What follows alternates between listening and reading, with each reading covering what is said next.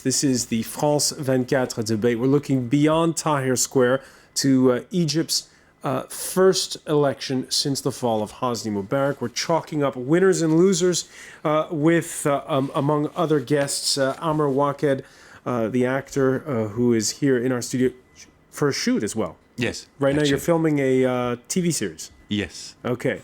And your upcoming film is Salmon Fishing in Yemen. Yes, correct. Lasse Hellstrom, who else is in the film? It's with Ewan McGregor, Emily Blunt, and Kristen Scott Thomas. All right, and Amr Waked, who is also very active in the whole protest movement in Egypt. Also with us from Cairo, Deena Zakaria, one of the co-founders of the Muslim Brotherhood's party, the Freedom and Justice Party. Thanks for being back with us. And Robert Springborg of the Naval Postgraduate School, who's written extensively on the Egyptian military. He's in Monterey, California. And Ziad Majed of the American University of Paris. Welcome back to all four of you. Just before the break, Ziad beginning to look ahead there to who will stand to benefit from the results of the election. We asked the question of what the parliament's purpose will actually serve, but perhaps also we should listen to the words of this, what we've been calling here the SCAF, the Supreme Council of the Armed Forces. Last week, those protesters in Tahrir Square pushing out the government and obliging Field Marshal Tantawi to make his first speech since he inherited the job after the fall of Hosni Mubarak. In it, he said he would accelerate the process to civilian rule. We are committed to holding parliamentary elections on time. Presidential elections will be held before the end of 2012. The armed forces and the military council are not aiming to rule the country and are putting the interests of Egypt above all else and are fully prepared to hold a referendum on transferring power immediately. Not aiming to rule the country. Deena Zakaria, do you believe Field Marshal Tantawi when he says that? I believe that we said from the very beginning we should not prolong the transitional period under the power of the SCAF. So what's going on now is just a result of this long period.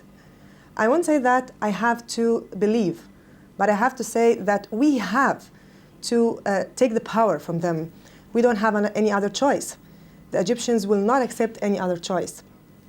Now we see that the only peaceful way that we can have this power is through election. That's why we're believing in that. And today, as I told you, Egyptians also believe in that. But let's wait and see what will come on the next time. But we believe that we will, all Egyptians are going together and to cooperate with each other to make this process succeed, the election process. All right, Deena Zakaria, they're saying the elections are the way to pressure the military out. If you were telling us, Amr Waked, that if you had had the chance, you would not have voted this Monday. Why is that? Because of the process itself. I mean, if you really retract and watch what SCAF did since the beginning of the revolution until today, the first thing they've done was that they saluted the martyrs. But they never actually put anyone who killed anyone in jail or to court or got back any of the rights of the people that paid such a huge price for all our freedom. So people who lost their families should be satisfied with this. This is number one. Number two, they did a referendum to amend a constitution, and when we said yes, they've put it aside and put another constitution and said that the referendum that they made only gave them legitimacy. And I believe that this elections under these conditions and these regulations are an elections that grant the same phases of force, of political power of Mubarak with a different distribution, meaning we are going to have a parliament that's possibly 30 to 40% religious current and probably another 40% of ex-National Democratic Party or the former party of Mubarak. The former party of Mubarak's big faces or major leagues, and mixed with a bit of new capitalists that saw an opportunity, and maybe the revolution force, which was 85% of the revolution was not organized, not in any political party. They probably get like 5%, I think, if they're really, really fortunate. All right, let's go to France 24's Alyssa Bell, who's been out and about all day watching the process unfold. Melissa, one of the comments we've heard repeatedly throughout the day is that Tahrir Square does not represent Egypt. You listen to Amr Waked just now, and you get the impression that Egypt won't be representing Tahrir Square under the new assembly. Is it a day where the glass is half full? Well, certainly the day has been spectacularly marked by the enthusiasm of ordinary people at the polls, François. Huge smiles, lots of optimism, a great deal of faith and confidence expressed in the system. And in many respects, the demonstrators who are still here in Tahrir Square tonight, several hundred of them still chanting behind me, perhaps you can hear them, they've rather drowned out the rest of the enthusiasm about the process that we might have heard more clearly had the last week not been marred as it has been by the violence that we've seen. Violence that has, of course, attracted the crowds further to this particular protest. But today was really a day of victory, in a sense, for the people, insofar as they came to cast their ballot, 60% of the population here in Egypt are under 30, so 60% of the population have never known anything other than Hosni Mubarak as president. For all those people who came out to cast their vote today, and many people did so for the first time, they all did so with this sense that finally their vote was going to count for something. And with all the greater enthusiasm that they knew that they'd fought for this democratic vote, for this democratic right here in Tahrir Square last January and February. And that silent majority you mentioned a moment ago had, in a sense, rather been drowned out these last few days. Melissa, we've seen those sheets, giant sheets with, 48 political parties on them. We've been talking in the debate about just what the prerogatives of the new parliament will be. Did you get a sense, speaking to people, that people knew what they were voting for? People knew that their vote was going to count. It was extraordinary how little cynicism there was out there. We've talked a great deal about the complexity of the system, the way that it had been created, the uncertainty about the days to come in terms of the government that has yet to be formed, the uncertainty beyond that about how this process will pan out, exactly what kind of power the military will retain, what sort of country will be formed once this new constitution is drafted, and so on and so forth. But really, when you spoke to people today at the polling stations, it was that first step that counted for them, and it was a huge one, François. I don't think we can overstate tonight how important, how much it mattered to the people who went and cast their ballots today to have a sense that for the first time in their lives, their vote was going to count for something. In a sense, all the rest follows. All right, France 24 senior correspondent Alyssa Bell, thanks for that update from Tahrir Square. Ziad Majed, it brings us to an adage that you've seen covering elections in a lot of places. People like it when you ask them their opinion. Absolutely, and this feeling of having this time their votes counting, and not only like knowing the results before the election start, as it used to be in the past, or knowing that someone will get 90% or 95%. I think this is a new moment, and I do agree on many of the observations that were made about the negative aspects of what might happen when it comes to the SCAF's roles, when it comes to marginalizing the constitution. But at the same time, this is a founding moment. And I think this is a typical post-revolution moment as well. People in the revolution did not get the time to well organize. Mubarak just was toppled in like 3 weeks.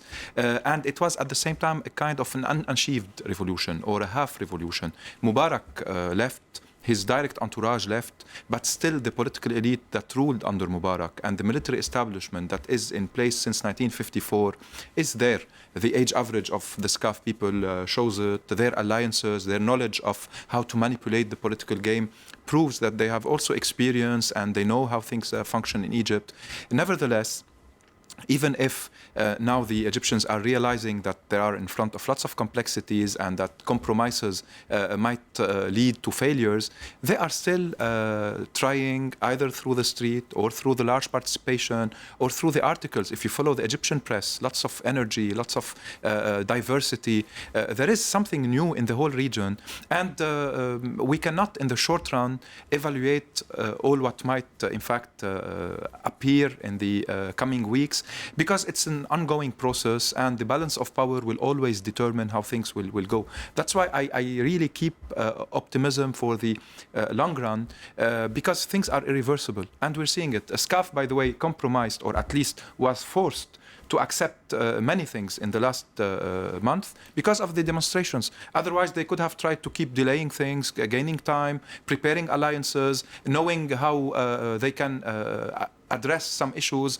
rising the Coptic issues sometimes, the security questions sometimes, threatening people, making fear, just a kind of an atmosphere in the country to say that there are no alternatives. Each time they were forced by people who are determined from different political background, and each time they were obliged to make one move, even if they still count on a reserve of policies and measures that they do have. And there's one major issue in all of that which still remains unclear at this point, and that is there have been, according to one human rights attorney we spoke to, more people, civilians, tried before military tribunals the past 9 months than there had been in 30 years of rule of Hosni Mubarak.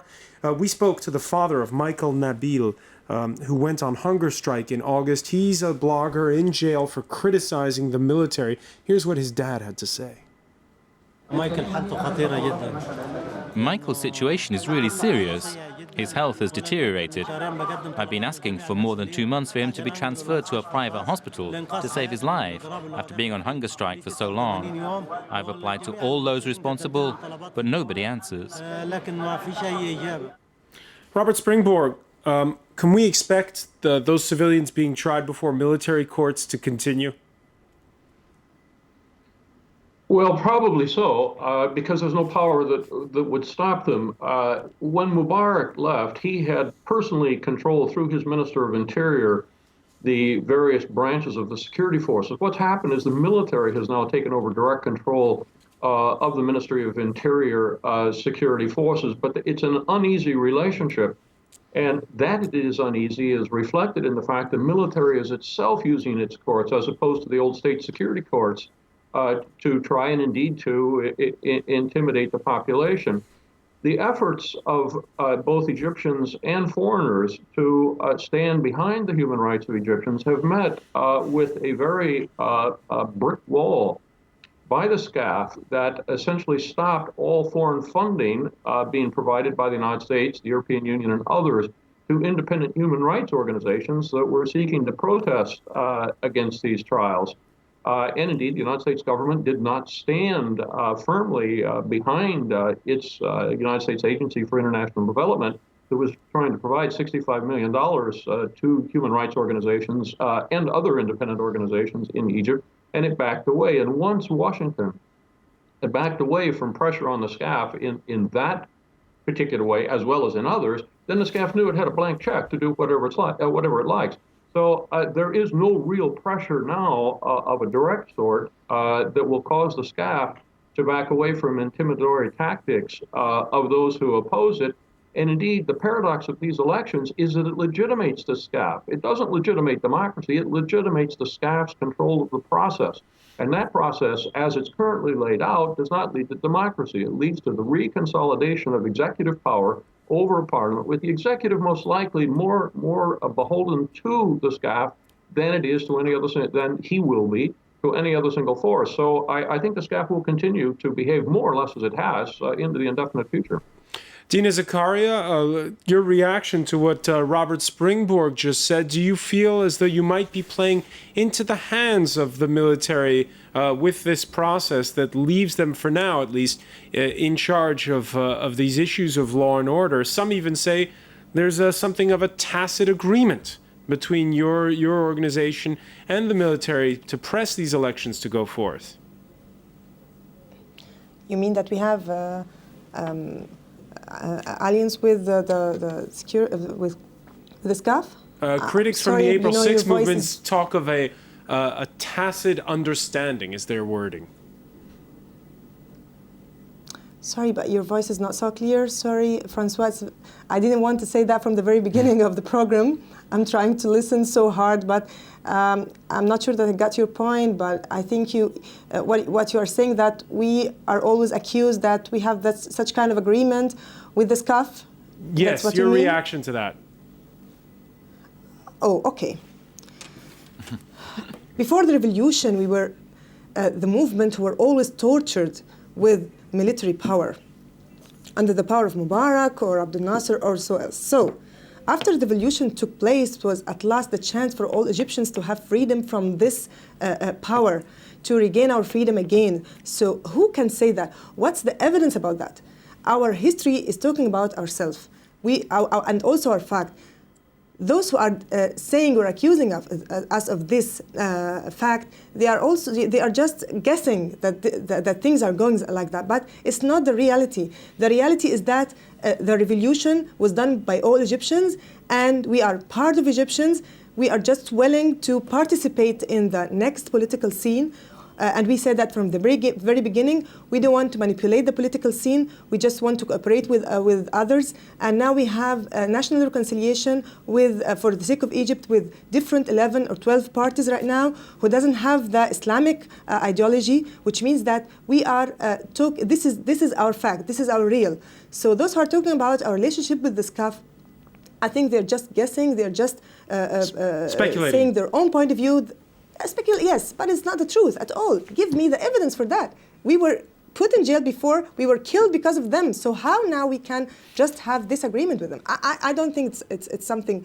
I think it's very false information, and I think that we should stop talking about that, because it's really against the truth. I think she's she's absolutely right. As an organization, the Muslim Brothers have been possibly the only political organization that was banned in the history of Egypt, repeatedly tortured, repeatedly violated, and deprived of all their freedoms. But I think the comments that are evolving today has to do with the situation now. All right, so we need to look ahead, not in the past. Unfortunately, yes, Amr Hosni Mubarak was the head. We're going to have to leave it there because we're out of time. Just one word. Hosni Mubarak was the head of the Air Force that striked Israel, and he turned out to be Israel's best friend 20 or 30 years later. So history, the proof will be in what happens, and we'll continue to follow this with you, Amr Waked. I want to thank you. I want to thank Deena Zakaria in Cairo. I also want to thank Robert Springborg for joining us from Monterey, California, and Ziad Majed. Thank you for being with us here in the France 24 debate. Stay with us. Coming up next, it's time for business right here on France 24.